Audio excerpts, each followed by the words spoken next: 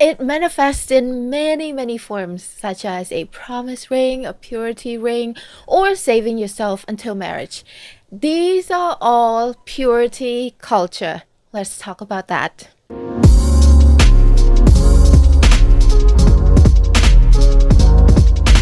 Hi everyone, welcome back to Wands and Rabbits with me, Kath, and Gail. I love your fit. I love that green. It's sexy, it's hot, it's fierce, it's giving Barbie. I love it. Thank you, thank you, thank you. That's exactly what I wanted to give. So yeah, I'm manifesting my body era and my I'm against purity culture era because that's what we are talking about today. So yeah, how are you? How was your weekend? Oh no, we're going into this question again.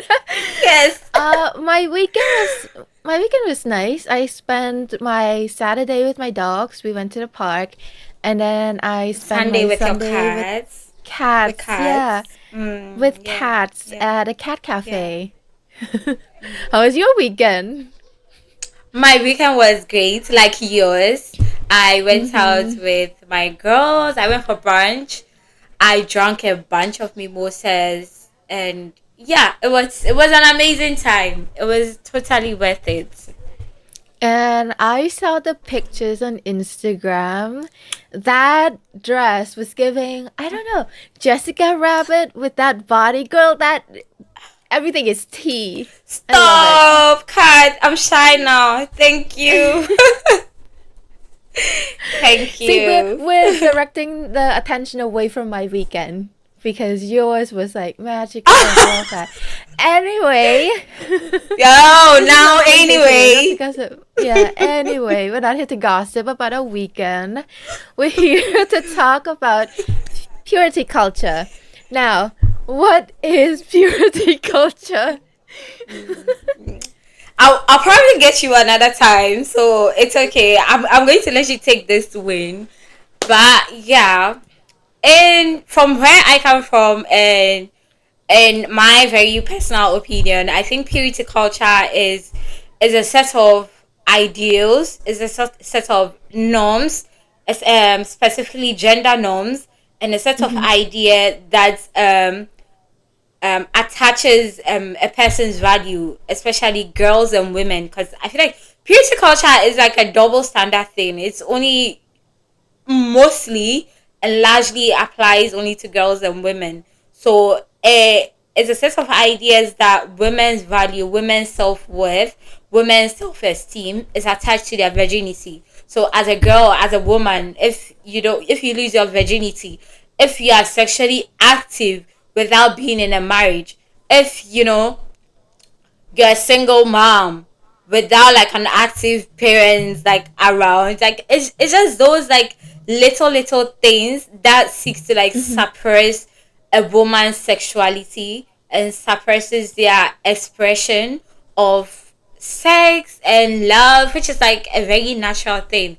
But purity culture tells them that, yeah, no, if you have sex with a man before you're married, you're damaged goods. Like, no one is going to want you.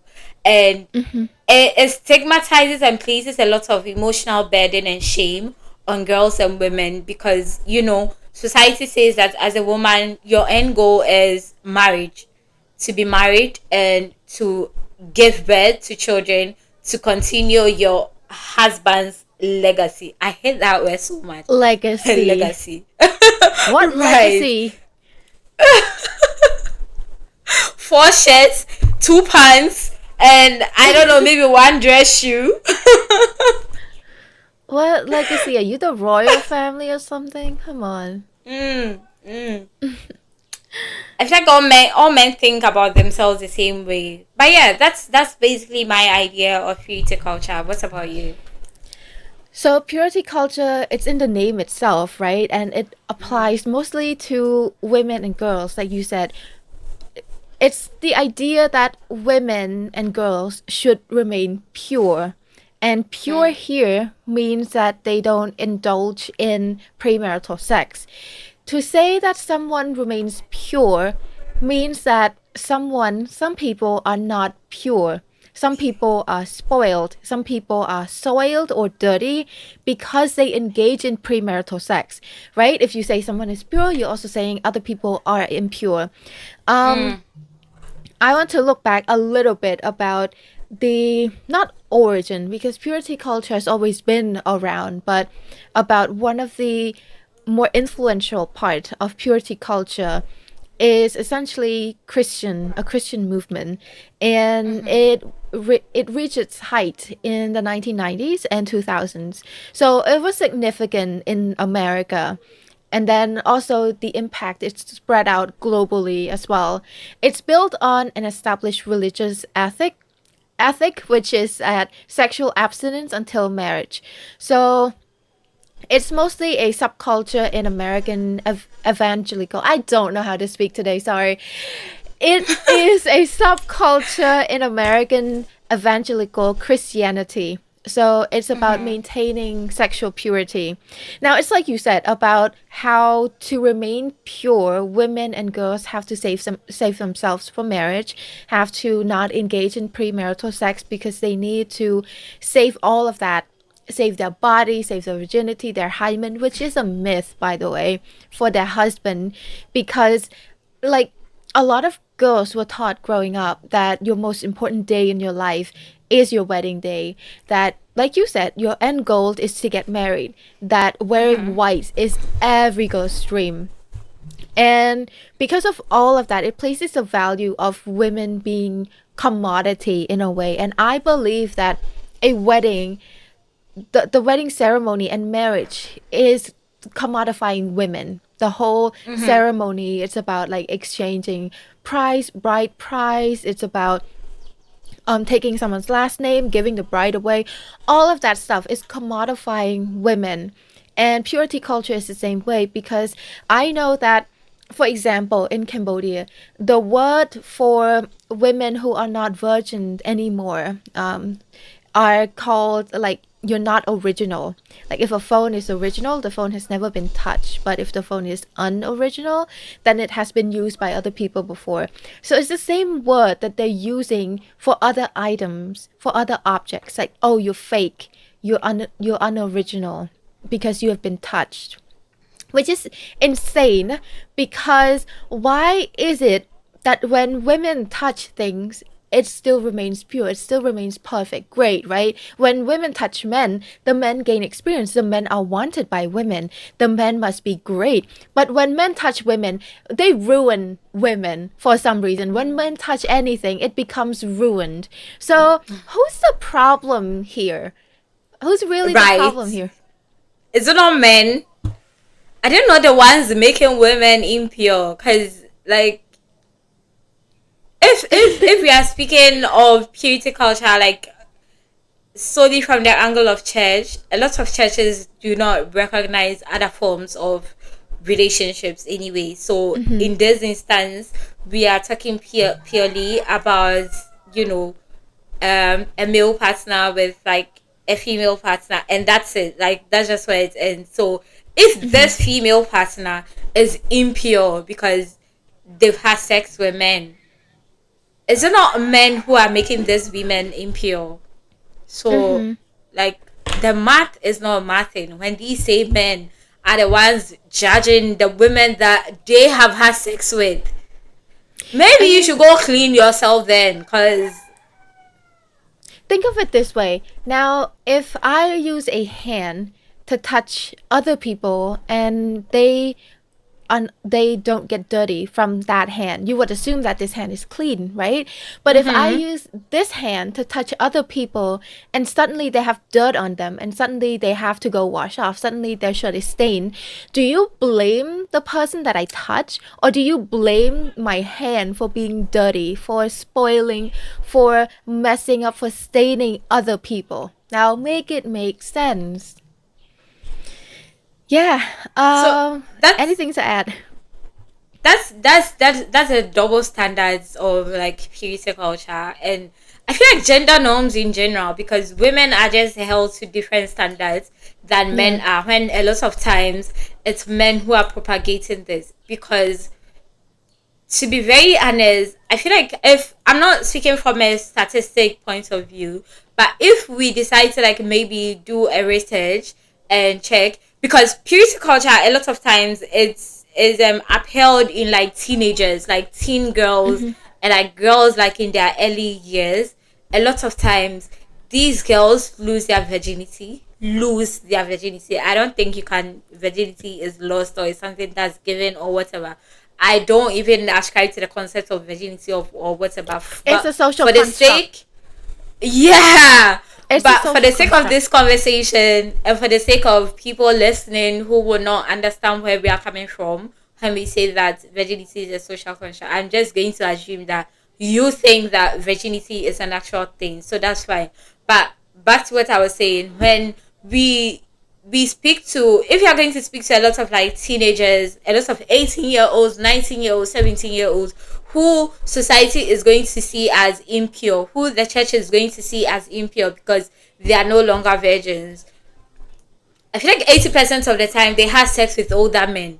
And so Mm-hmm. they've been groomed actually. These older men are the reason why these girls are impure. However, society places the burden fully on the younger girl for being fast, for growing up too early, for being exposed to all these things. Meanwhile, she was pursued like the system that we are in. You barely hear a young girl pursuing an older man. The older man pursue the young girl and probably entice them with things that they know young girls are interested in. However, the young girl is the one who is like, getting all these things. And also like going back to like a little bit to the origin, I feel like purity culture came to be as a result of colonialism because Mm-hmm. I mean they are the ones who brought religion and all that, which started holding indigenous people to like a certain code of conduct. So yeah, anything else to add to that? I want to touch on a little bit about what you said about young girls not pursuing older men. What Mm-hmm. I believe is even if a young girl is pursuing you, you as an adult with a fully formed frontal lobe, you should know better than to actually get involved with someone who's Yeah. so young, who's probably in high school, who's probably in college, who's probably in a very different stage of life than you. You should know better than that as an adult. Mm-hmm. You cannot just Mm-hmm. say that, oh, I go into I give in to temptation. No, you're an adult. You know how to control yourself. So even if a young girl strips naked in front of you, you should know better than to indulge in that as an adult. Yeah. Did you want to Yeah, add more but stuff about the colonialism part? no, I think we can move on. I just wanted to say that Mm-hmm. you just said that a man should act as an adult, but we know that a lot of men are actually like a man child. So Yeah. act like an adult. That means taking responsibility for their actions. I mean, the term man child exists for a reason. Shout out to Sabrina Mm. Carpenter. But yeah, Yeah. so colonialism, I absolutely agree that purity culture comes from colonialism, but also we should go back a little bit more to talk about how virginity, why the whole concept of virginity came to be, which is to Mm-hmm. look back on, and this is all from the book Virgin and Untouched. Oh my God, learn how to talk. Okay, this is from the book Virgin and Untouched History that I read a while back, some years back. So what they said in the book is that when people stopped becoming hunters and gatherers and we started going into agriculture, we started staying in one spot and having property, like, okay, this is my house, this is my property, that's your house, it's your property, this is my family. We no longer live in that kind of tribal community. Property became a big thing because you're living in one spot now. Because when you were hunters and gatherers and you were nomads, you had to migrate all the time. You didn't have any property of your own, right? So when that happened, And in a society where it's patriarchal, men are in control, and men started dividing women as assets. This is my wife, this is my son, these are my kids, and they belong to me. They will, like you said, carry on my legacy, my last name. They will carry on my name, they will inherit this farm, whatever. And in order to make that happen, in order for them to make sure that their rightful heir, who's inheriting their property, belongs to them or has their blood or is of their bloodline, then they have to make sure that the woman that they're marrying is a virgin, to make sure that she's not carrying someone else's child, which explains a lot of traditions, like when you consummate your wedding, then you need to place a white cloth beneath the woman to make sure that she's bleeding on her first night, to make sure that you had first dibs on her, essentially. So things like that, it manifests from like thousands and thousands of years ago when patriarchy came to be. And then of course, in some cultures, they place lower value on virginity, especially when we're talking about indigenous groups or cultures where it's more matriarchal than the others. But then colonialism is where it comes into play again, because with the colonizers, when they go into a certain country and colonize it, they also bring in their religious ideas, their everything, their ideologies. And a lot of time when they go into these countries, like Cambodia, like Ghana, like many other countries, they view us as savages. That's how they viewed Cambodian people back then. That's how the French viewed Cambodian back then. Because before the French colonial time, some women were topless, and no one said anything about that. There are still pictures to this day about that. It was normal. But then the French came in, and they were like, "You are savages. You have to cover up. You have to adopt our culture as your own because we are better than you."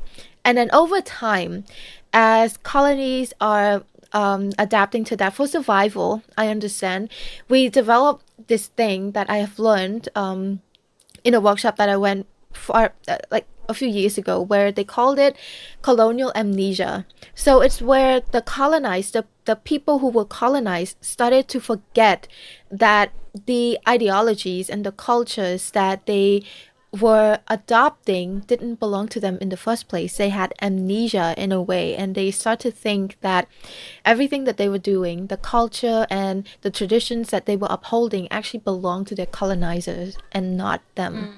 And then they start to think that this is our own culture. Yeah. I spoke a lot. Yeah. Anything to add? But just sort of adding on to or continuing from your points about how it started. I feel like now we are, for a while now actually, it's very easy to figure out who your child is and all that, because of science, because of technological advancements and all that. But I think for a long time it has stopped being because of that, and become like a way for patriarchy to keep controlling women, Yeah. a way for patriarchy to keep suppressing women. It's just how misogynistic ideas are like upheld, so that women are held to different standards when it comes to sex than men are held to different standards. Because Oh yeah. a man can have sex with like 300 people, and he still believes that he's entitled to this pure woman. He can do whatever it is that he wants and still feel like, yeah, I need to end up with the best wife. I'm not going to marry anyone who is not like, all these things that society says will make a woman a great wife and all that. However, the same grace is not extended to women who are sexually active. The same grace is not extended to women who are sexually free, sexually liberated, and just women like us. You know what's funny? Yeah. I think it's crazy how men are like, I want to marry a virgin, but then when they marry a virgin, and it's normal that if you have never had sex before, you are inexperienced. That's just how things are. You don't know what to do, because that's something that you learn, even though sex is natural, but then you also learn things, like what you like, what you don't like, what your partner likes, what your partner doesn't like. But when the woman is inexperienced and she doesn't know how to do anything, then he cheats on her. He's like, you don't know how to do anything. You don't know how to please me. I'm gonna go outside and find someone and seek someone who knows how to do it better than you, because you are in Khmer term, in Cambodian term, there's a word called you're just lying there like a log, like a piece of log. And then, of course, naturally, I'm a man, I have needs, I'm gonna go cheat on you with someone who's more experienced. But then he would also dehumanize her by saying that, oh, she's just a vessel for me to whatever, to express my needs or whatever. But then this is the Yeah. wife that I come home to, that I also disrespect by lying and cheating on. So what's going on here? Um. So hot take. So like men, do you want a virgin? Do you want someone who is inexperienced because you really suck at sex? So you don't want someone who can hold you accountable for Yeah. their pleasure? Or like do you actually really really want someone who is sexually experienced? Like what's the gist? Like what gives? Because I feel like sometimes they've probably been with girls and the sex has not been great, and in their minds, oh, you have something to measure it with because you've had Mm-hmm. sex with like a lot of people. If you experience, men have to put in more effort to please you, because if I know my body, if I know what I want, if I know my needs, of course you're not going to get away with a bare minimum. I'm not going to moan for you just because what you are on top of me, or you're on your Mm-hmm. knees in front of me, or like whatever position it is that's going on. But like if you be someone who is a virgin, then like okay, now they have nothing to compare you with, so you get away with the bare minimum. I mean, some virgins don't even know that something exists that's called orgasm. Yeah. So I yeah. I feel like it's the same reason why men choose younger women, is Mm, because young women are, they're young, they are inexperienced, they can be naive. And I'm saying this as someone who used to be young, who also thought that I knew everything about the world. But looking back on it now, as a 30-year-old, I did not know anything. I was not mature for my age. I was a child. I was a teenager. I was young. My brain wasn't fully developed yet. So young, and I'm not saying this to infantilize women, because I know that some men, they have made that argument. They're like, but are you infantilizing women and saying that young women don't know what they want? Because your experiences are things that you learn from life, right? And mm, I'm not saying that mm. the older you are, you have no fault and you know everything about the world. Not that either, but you know more about yourself. You learn and you Yeah. unlearn and you unpack your emotional baggage, your trauma, you heal. Things like that, that takes time. So, when you're young, you are eager to please, you're seeking validation because you're finding your place in this world.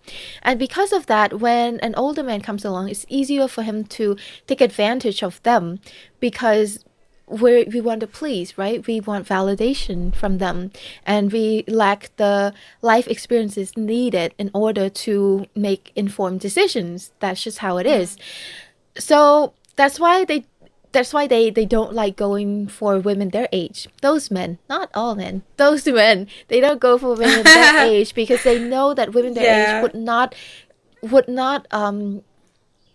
just accept their bullshit. Yeah, we would Mm, not put up with their mm. bullshit.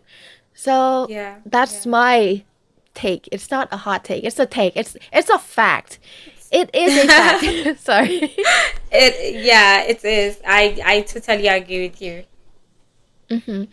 All right. So next point, I want to talk about, how does purity culture harm women? What do you think?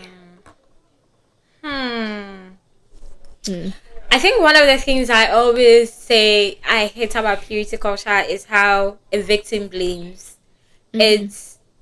It's it's a thing that a lot of rape apologists like Mm-hmm. use, because when women are when women are sexually liberated and they find themselves in like a weird situations where they are sexually assaulted, they are sexually harassed, a lot of times men can then boldly sit and say, oh, you were asking for it, or it's because you are so fast, especially when it's a teen, or it's because Mm-hmm. of what you are wearing, it's because of where you went to, and like all these things. Because a lot of times, purity culture happens in situations where the girls, the teens, are being suppressed, so they do not have a chance to express themselves sexually, mentally, emotionally, because they've grown up with like these sets of rules and these sets of norms of things that are acceptable in their home, things that are acceptable for them to do. So a lot of time they definitely do act differently from like people who didn't grow up being suppressed by purity culture. So it gives a lot of outsiders a chance to say like, if you were abstaining, or if you were this, if you were that, if you were more toned down as a woman who is performing purity culture, then something of that sort would not have happened to you.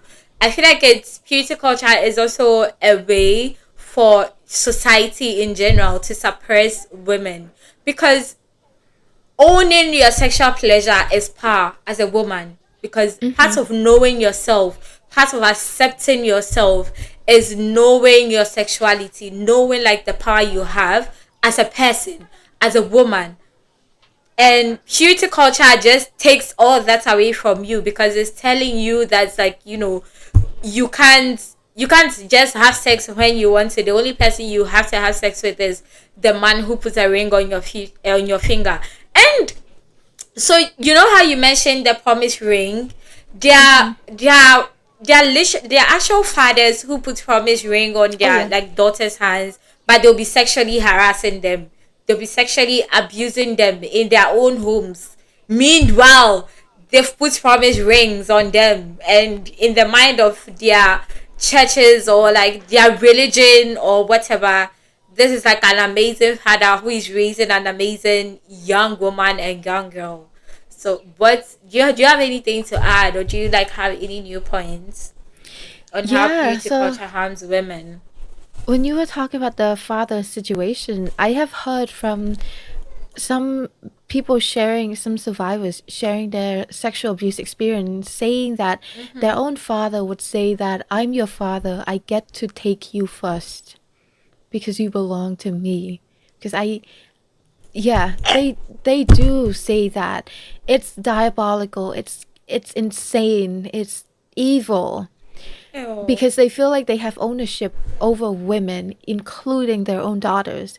Um, and I think that purity culture, it harms women in the ways that you mentioned, but also in a lot more evil ways. Not to say that the things that you mentioned weren't evil, but it would be things like in a sexual assault situation, for example.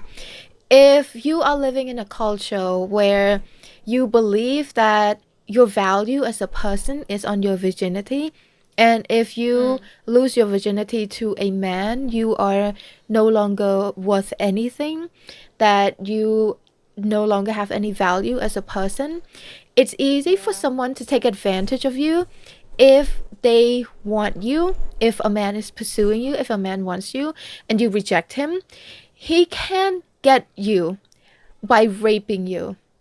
And then you Mm. have no choice but to marry him, to give in, because you believe that you no longer hold any value as a person, that that person has taken away your life, your dignity, your virginity. So now you belong to them. Now, essentially, and this has happened many times in Cambodia, and I'm sure in many parts of the world as well, where the victim is forced to marry her rapist because they believe that she lost her virginity to him. He took her, Yeah. so now she has to give in to him. It's, I cannot fathom the trauma that a person goes through when they have to see their rapist every day, and then Mm. in many cases bear children for their rapist. Yes. Yeah. That would be my villain origin story. I I would go crazy. I would just things would happen. Let's just say. um. So yeah, in that way, and also in Cambodia, we're very very heavily patriarchal, and purity culture is big. Mm. It's huge. We even have sayings like women are like white cloth, men are like gold, implying that because we are white cloth, not just any cloth, but white too. If we get stained, if we get soiled, then no matter how much you try to wash it, you cannot make that white cloth clean again.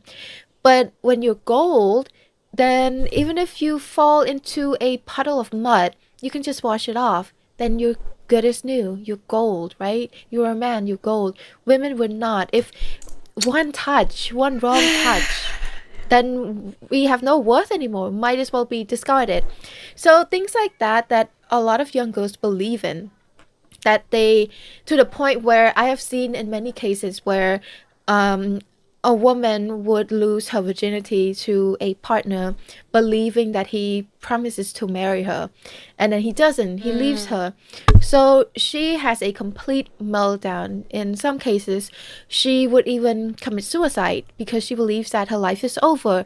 I have seen women asking me, do you think any man will want me now that I no longer have my virginity? Do you think any man would want that? And they fully believe that. They fully believe that no man would want someone who is ruined, according to them, in their word, damage like them.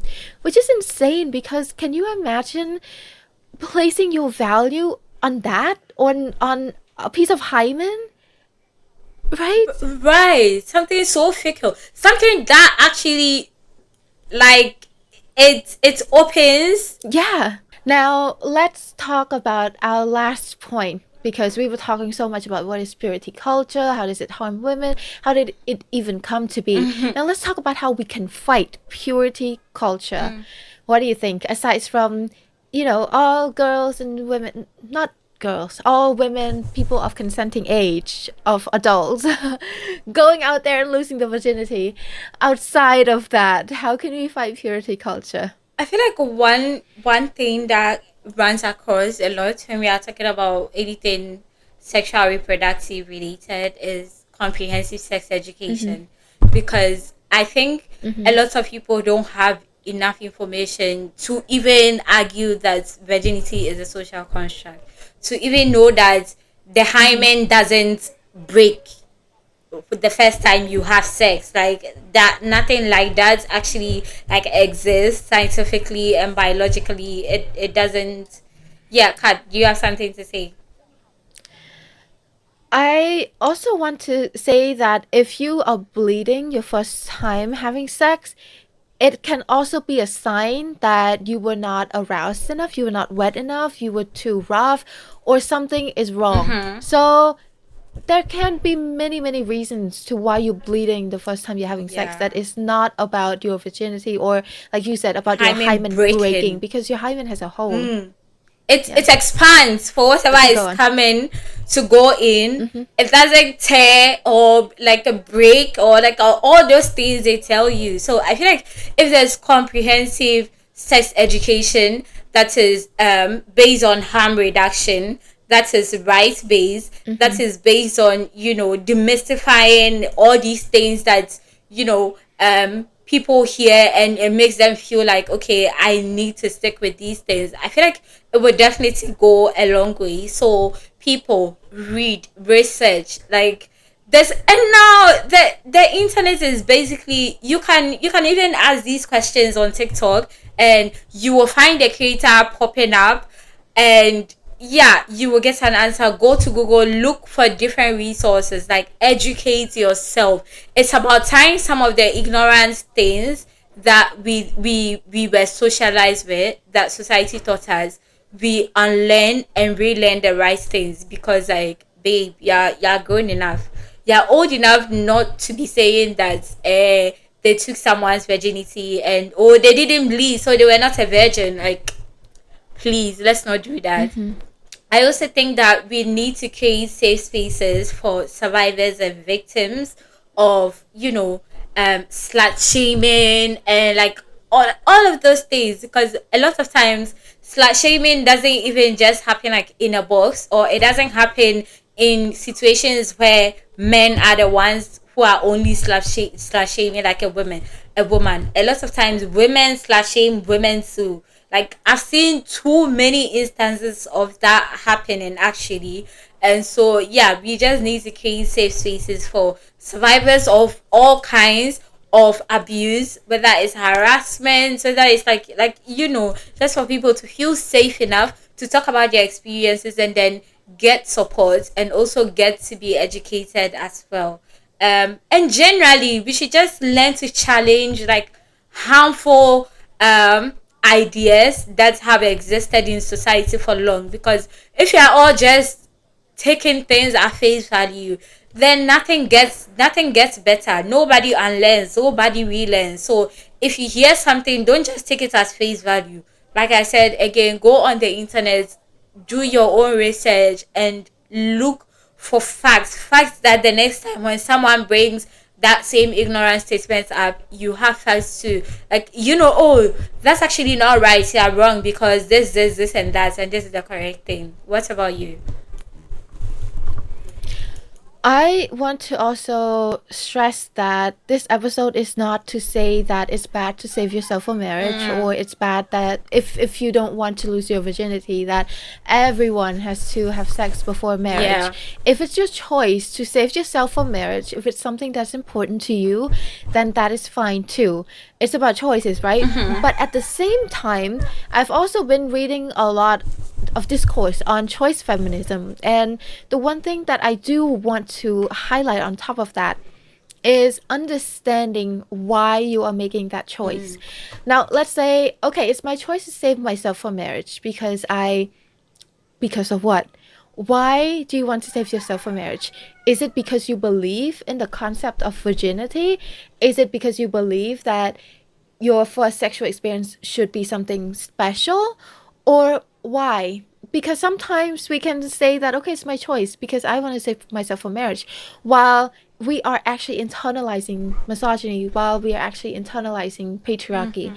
So if we think about it like that, is it really our choice if we are internalizing patriarchy, parroting what patriarchy is telling us? Is that truly our choice? So that's the criticism with choice feminism, right? Just because someone chooses to do something doesn't mean that their choice exists in a vacuum. Yeah. Because we grow up in a patriarchal society, so a lot of our choices are influenced by that. Now we have to re-examine and unlearn and unpack to see, for example, in this purity culture conversation, are we saving ourselves for marriage because of what? Because it's our own choice, or because something else externally? Yeah, that's all I wanted to stress, because you basically said everything that was important about how to fight it. Yeah. And anyway, if you're out there and you're a girl, because I'm only here for the babes, okay? If you're out there as a young girl, as a young woman, as an older woman, or like whatever, and you feel like you are not worthy of love, you are not worthy of like an actual relationship just because you lost your virginity early, or whatever it is that society is making you internalize about your sexuality, I am letting you know that fuck society. Like, to be very honest, as long as you're happy, as long as, like Kat says, you know that the choice you are making is something that you are making for yourself, and you will meet an amazing person who will not care that you've lost your virginity, because again, virginity is a social construct. It's something that society is using to like suppress women. So please and please give yourself grace and open yourself up to the idea that you are worth so much more than your virginity. Okay, any last words? Last word. So to add on top of what you were saying, we are worth more, a lot more than our virginity, than our hymen, than our sexual status, sexual experience, sexual history, all of that. We are a person, right? With dreams, with thoughts, with insecurities, with confidence, with many, many things. This one small thing it does not define who we are. So do not think that you are any less than just because of your virginity, just because of your sexual experience. You are worth more than that. Don't let society tell you your value. Yeah. The Yeah. only person who can determine your value is It's yourself. you. And if someone comes into your life and they make you feel like you're worth less than what you believe in yourself, then fuck them. You don't have to agree with them. You don't need to have them in your life. All right. Thank you so much for tuning into this episode, and thank you, Gail, for this wonderful conversation. If you want to know more about all of these wonderful things that we talk about, make sure to follow us on social media at It's Swans and Rabbits, and make sure to follow us on YouTube. You can listen to us on all podcast apps, and make sure to subscribe, follow, do everything that you can do to support us. And we'll see you in the next episode. Bye.